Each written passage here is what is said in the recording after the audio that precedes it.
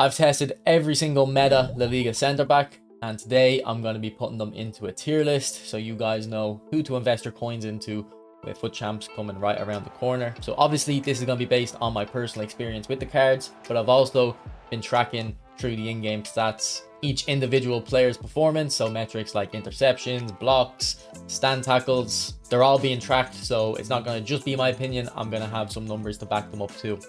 So we'll start off with Vivian. We're only looking at the players that aren't discard price, and Vivian is the cheapest of this bunch, coming in around 4,500 coins, and the reason for that is because I think he has 79 pace, so people are a little bit interested in him. In terms of his speed, he was decently fast. I didn't really feel like he was slow, but definitely not the tier of like an Eder Militao who's in the La Liga, or someone like Van de Ven who you can really rely on their pace. But unfortunately, he doesn't have many play styles. He only has long ball and intercept, but to be honest, that intercept did carry Vivian a lot.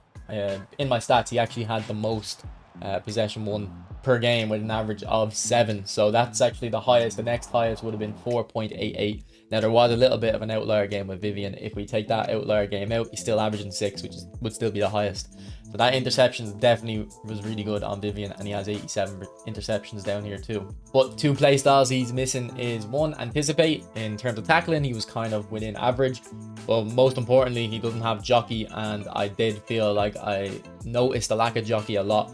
He got beaten by opponents the most, so he got beaten by opponents on average 3 times a game, which was definitely the highest. The next highest was only 1.88. So he's an outlier in terms of possession, which is favourable, but on the other way, he gets beat by his opponents quite a lot because he's not the most nimble. But definitely, because of how cheap he is, he's not a bad card to go for, and I wouldn't say he's a liability in defense just because of how good he was at intercept.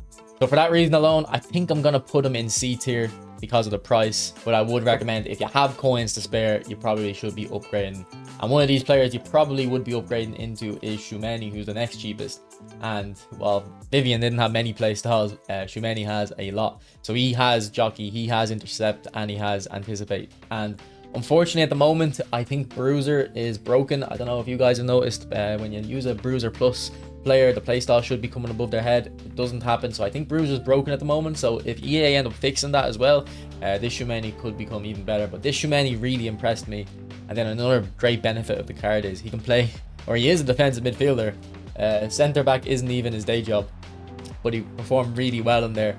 Now he doesn't have Defender Plus, which I don't think is an absolute necessity, but I would say like a month's time you will need players with Defender Plus, but I think in the first couple of weeks you can get away without it. But yeah, Tchouaméni felt very good. I didn't think there was a massive pace difference between Tchouaméni and Vivian. Vivian did feel a little bit faster, but I thought Tchouaméni could keep up well, and I do think having the extra play styles, particularly jockey, made him a lot more effective because he didn't get beat nearly as much by the opponents. So Vivian was getting beat on average 3 times a game, whereas Tchouaméni was only getting beat on average 1 time a game.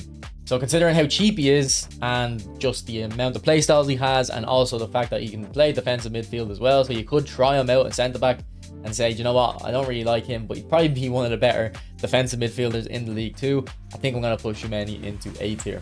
Next player we'll look at is Araujo. Now this Araujo did impress me, and he does have Defender Plus. I do think it is noticeable, like a little bit, but he doesn't have intercept. Now if I look at my Excel sheet, and I think this is actually very important what EA were saying about stats and playstyles. So Vivian intercepted on average 3 times a game, Tchouaméni on average 1.5 times a game, and then Araujo 0.8 times a game. And if we look at the interception stats as well, so Vivian has 87 interceptions, Tchouaméni 83, both with intercept playstyle, and then Araujo at 81 and lack of intercept playstyle. So I do think it's good this year that you can kind of trust the stats and the playstyles to work and actually perform in game. Like, it's not just my personal opinion, like I'm tracking the stats and the numbers do back up the stats this year. But I do think Araujo felt faster than both of these guys. It's only 1 pace difference on the face stats between Araujo and Vivian, but if we look at the in-games, the acceleration is kind of similar. Actually Vivian's a little bit faster, but that sprint speed is a +4 on Araujo. And I do think for centre backs,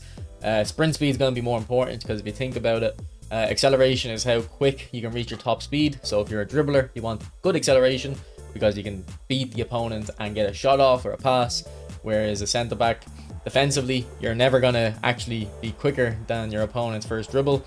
you want to be able to compensate if they're running through on goal, and Araujo is definitely fast enough with that 85 sprint speed to catch opponents that are running through on goal. And then of course Araujo can also play right back, now only as a false back, but I'm sure if you put him as a fullback with defend, he's definitely the type of player for it. He kind of reminds me of like an Ivanovic type of player. They're my kind of type of fullbacks that I like using. I did actually play a couple games with them, but I didn't track the stats on those. I didn't want to kind of pollute the data. Araujo was very good, and then also he has slide tackle, so I think because he's only 20k as well, I'm gonna put him into A tier too.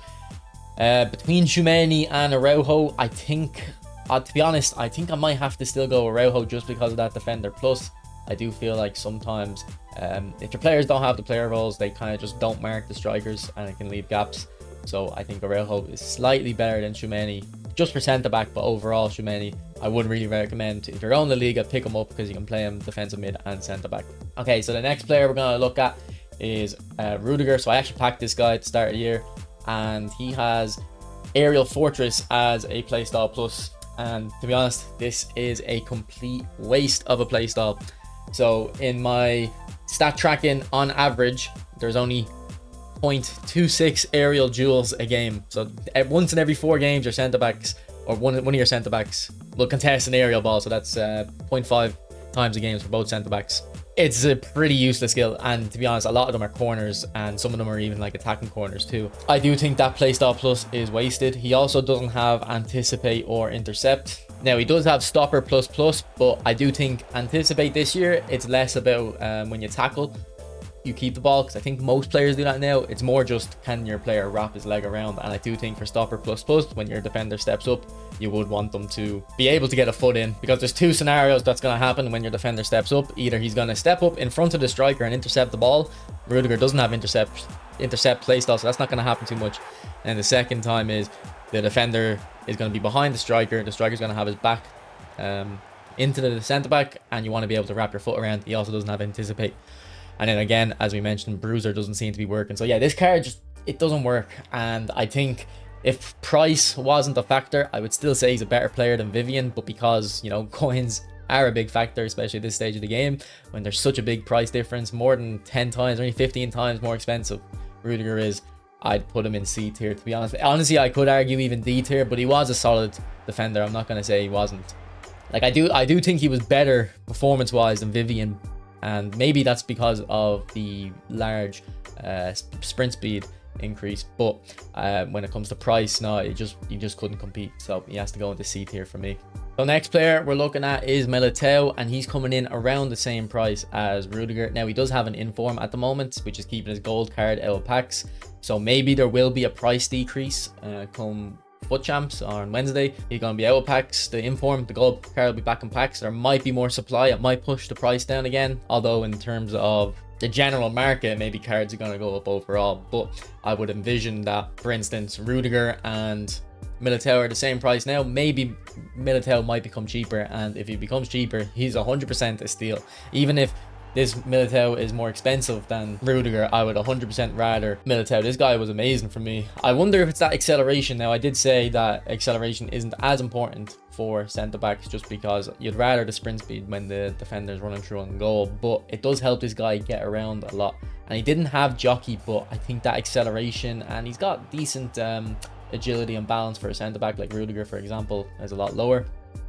So even if Rudiger, let's say, had jockey, oh, he does have jockey, yeah, sorry, I just forgot. I feel like Militao feels the same as him just because he has the extra agility and balance. So yeah, this guy was amazing for me.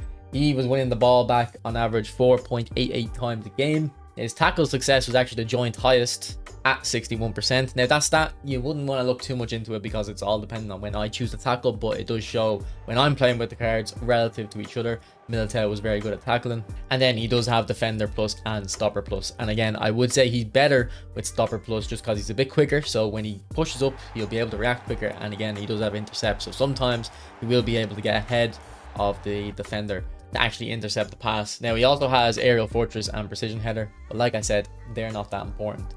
So basically he's got 2 wasted play styles, and he's still one of the best centre-backs I've used. I would wonder though if he's going to go down in price, like I said, because of the lack of play styles. Like it could be a case where this guy becomes even cheaper.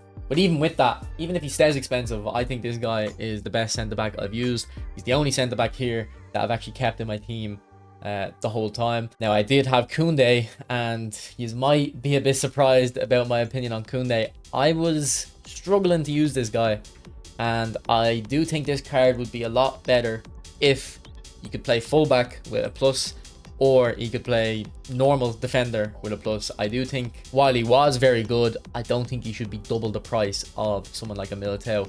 If we actually look at his price over the last 14 days, I think I bought him around probably here for 176, and he has gone down a little bit. So I wonder if people are kind of also of the opinion that he's not worth the extra coins.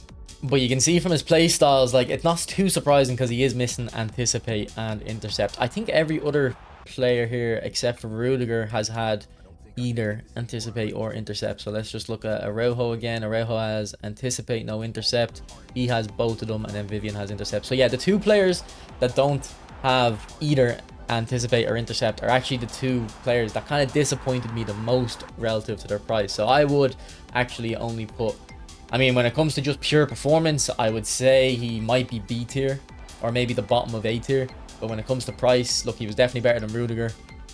But I think we'll put him in B tier. Like, he's definitely a very good player. If you have loads of coins, he's not going to be too bad. But I do think you are going to be more cost effective going for like a Militao Araujo or a Militao Tchouaméni partnership rather than something like a Koundé, who's very expensive, and then a Vivian partnership. But let me know what you guys think. Have you used these cards? Where would you rank them? And I'll also be doing this for the other league, so I've got a lot of the progress done on the Premier League. So subscribe and stay tuned for that.